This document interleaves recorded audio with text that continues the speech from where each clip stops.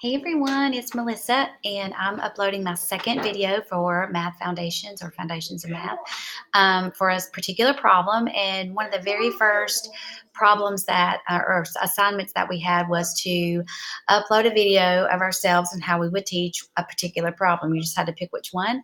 And I chose 43, take away 27. And then I watched that video several times, of course, before I uploaded it to my Google Classroom for the Foundations of Math. And I thought it was good. And then at the end of the class, one of our last assignments is to reteach this exact same problem and compare it to your very first video. And so what I loved about this is when I really went back and looked at my very first video that I uploaded, I realized so many mistakes and ways and the language that I use that I could have used differently to help children understand the particular problem. And I really enjoyed that this is part of John Hattie's research with the effect size and student success. Like we talked about reciprocal teaching in our staff and that kind of thing. One of the biggest effect sizes is micro teaching, and that's where teachers actually video themselves teaching and then reflect upon it and make changes or applaud themselves for a great job, and which I hope I can do on this video. On the first video, I look back and I'm like, good Lord, like I'm an academic facilitator and I said these things, but it's all in learning and I'm excited to do it. So I'm going to show you how I would teach after my first class with Foundations of Math this problem. 43, take away 27. First of all, one of the major things we learned was to change the language that we use. And instead of saying, we always say, okay, when you do a subtraction problem, the bigger number goes on top and the smaller number goes on the bottom.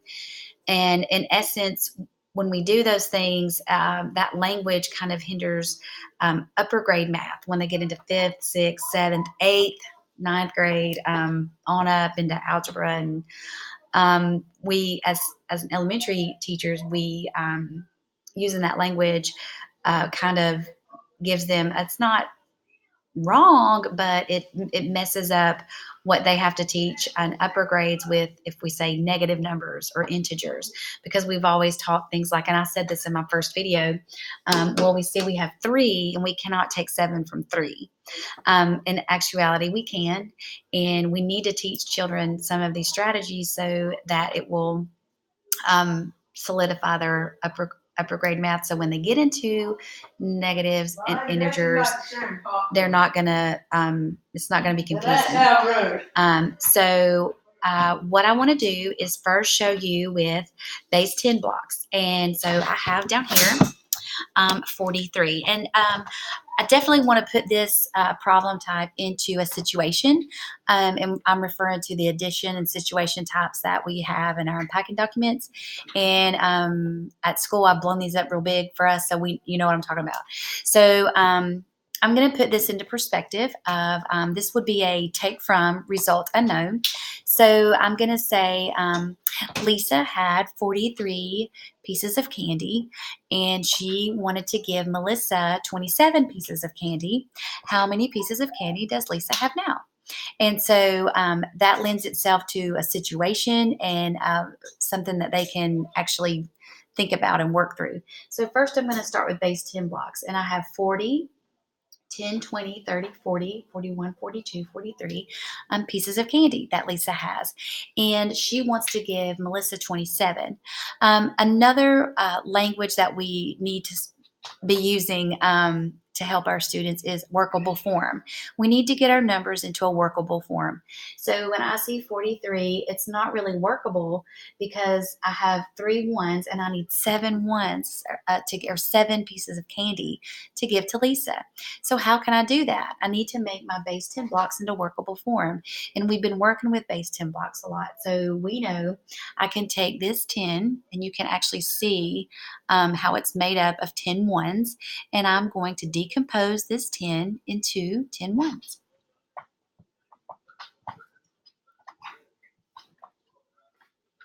And so here I have 2, 4, 6, and 10.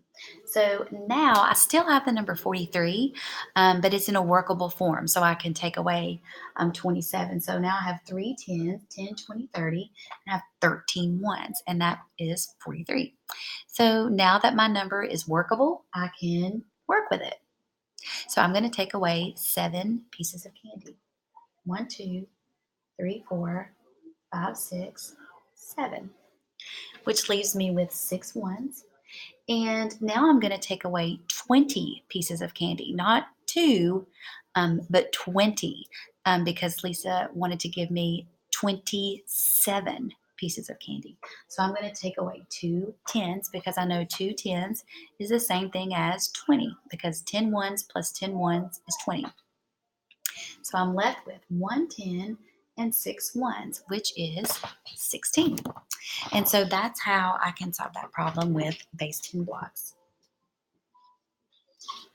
So Lisa has 16 pieces of candy left to eat for herself, which how generous of her to give me 27 pieces. That was really nice.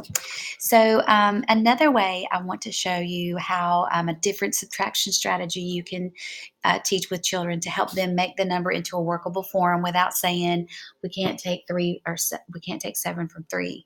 A different way to teach this strategy so that it would be workable form, different way for kids to be thinking about numbers. So if we have 43, take away 27, and we're looking for the result unknown, I would use the number between strategy. And this is a strategy that I learned in this class. So what it means is a number between 43 and 27. And I'm going to go with a number 30. That is a number that is easy to get to from 43 and 27. So for 43 to get to 30, that is 13.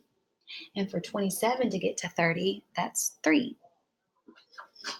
And so when I add these, 13 plus 3 is 16.